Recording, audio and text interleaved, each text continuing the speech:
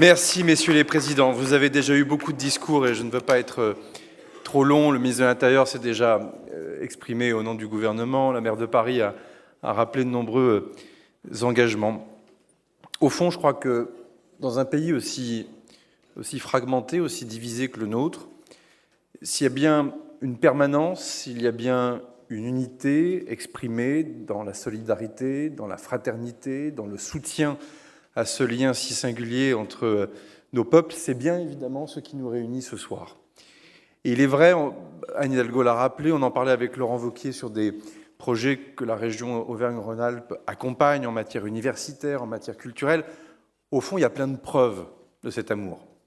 Parfois, ça a été dit par la maire de Paris, il y a de l'amour sans preuve.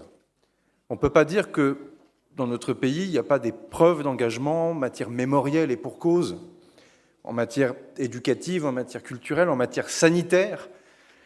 Il est vrai que dans la période particulière qu'on a pu connaître ces dernières années, dans un contexte géopolitique auquel je ne reviens pas, il y avait une preuve nouvelle qu'il fallait donner. Et de dire qu'au fond, la souveraineté d'un pays ami ne se négocie pas, le respect de la frontière d'un pays ami ne se négocie pas, et qu'au fond, on peut avoir toutes les intentions de paix. À un moment donné, il y a une réalité.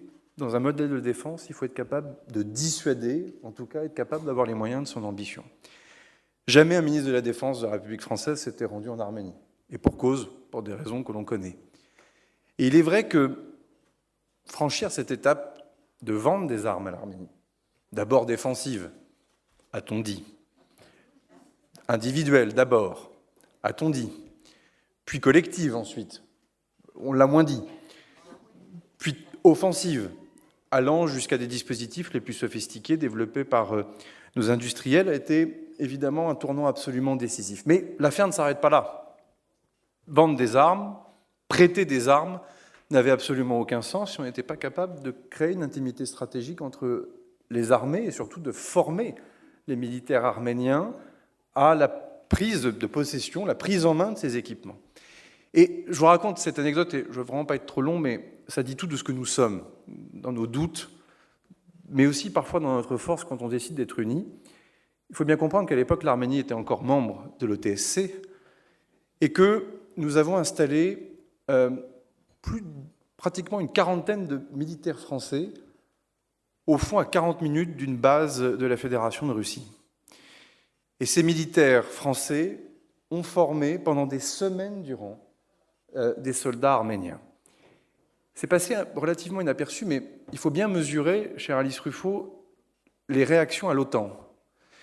Et lorsque la ministérielle de l'OTAN a suivi à Bruxelles, l'Italie, au hasard, je m'arrêtais là dans la liste des pays, mais les Américains nous ont dit, mais quand même, enfin, vous n'y pensez pas, vous êtes en train, vous, pays de l'OTAN, de mettre des soldats français au sol dans un pays qui est encore membre de l'OTSC.